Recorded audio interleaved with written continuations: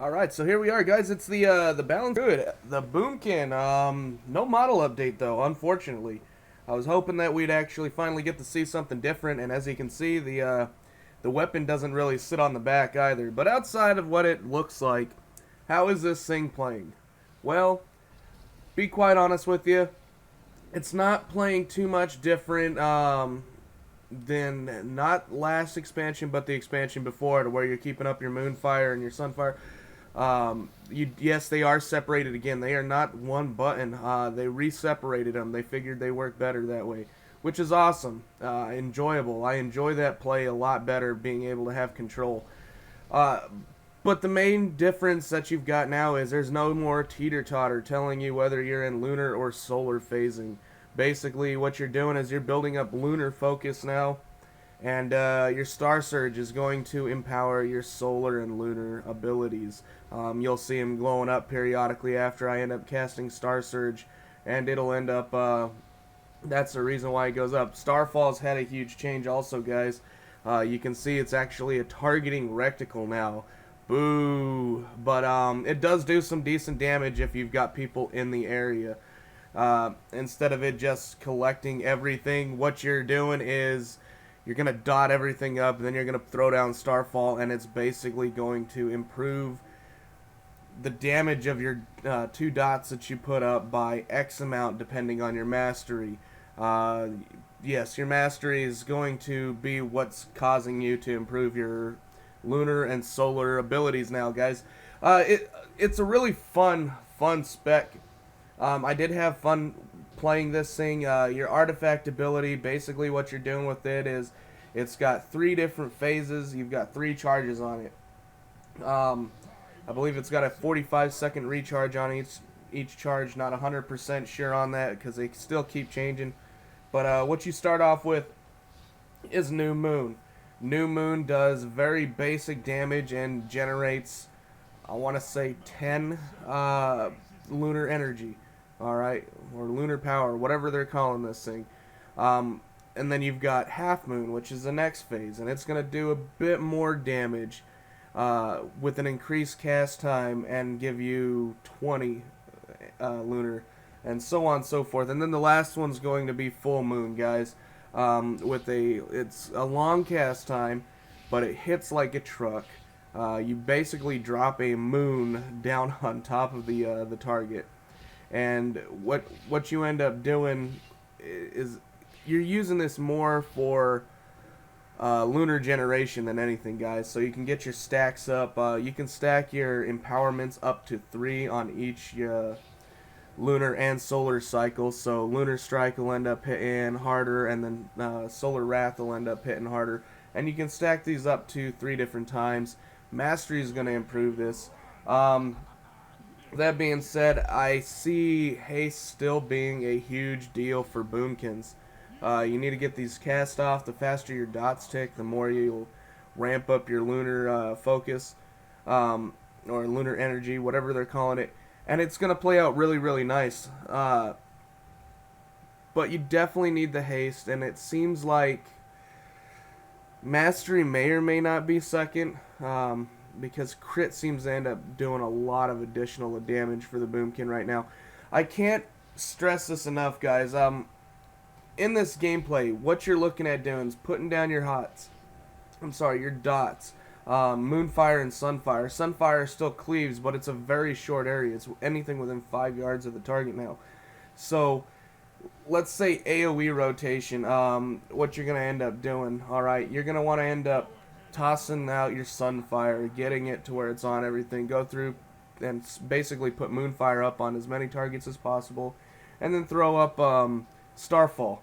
And again, Starfall is in a targeting reticle now. So, with Starfall being up there, guys, what you're looking at is improved damage. Starfall is not going to be the #1 damage like we're used to it being, but it's improving your dots to where they are going to be. So they want you to keep that dot class fantasy up there, basically keeping them going. And then you'll go into a single target rotation, but just make sure that you can keep Starfall up. As long as you can end up doing that, AoE is going to be pretty easy if they're grouped together. Single target, kind of like with the worm that we're facing right now. It's a little on the low side for play, guys. You do still have a cooldown. Celestial alignment still there. It's changed. Basically, what it's going to do is help you improve, increase the amount of lunar energy you end up getting, and it's also going to increase your damage done for 10 seconds. With that being said, single target's a little on the meh side. I mean, it's a little bland, but it's not much different than what it is on live, except the only thing you're tracking now is the lunar focus or lunar power bar. And then you're also tracking how well your basically how well your abilities are you using your empowerments on the right target, so on and so forth, you know, so you aren't losing any damage. It's really not hard, guys. It's a fairly simple gameplay. I can't stress this enough. You've got some really good mobility as a Boomkin. They have a deal to where if you have Starfall down, you can actually move and cast in the Starfall built into your talent tree. So you can definitely get the mobility going. But the basic single target gameplay on this is make sure you're not capping yourself on your lunar power, keeping both your dots up, and then using your empowerments, you know, before they end up wearing off, and just keeping them stacked up. Casting one of these abilities while you got empowerment is basically what you're looking at doing. If you don't have an empowerment, it really does a damper on your damage. Huge DPS reduction. Star Surge is still an instant cast, but they had a deal implemented in the beginning to where, you know, you had your Alkin Frenzy, and your Alkin Frenzy would randomly end up proccing for you. They completely eliminated that, so we don't get that little burst anymore to where you've got that instant cast shot. What you're looking at now is same bland rotation with adding in your full moon and new moon.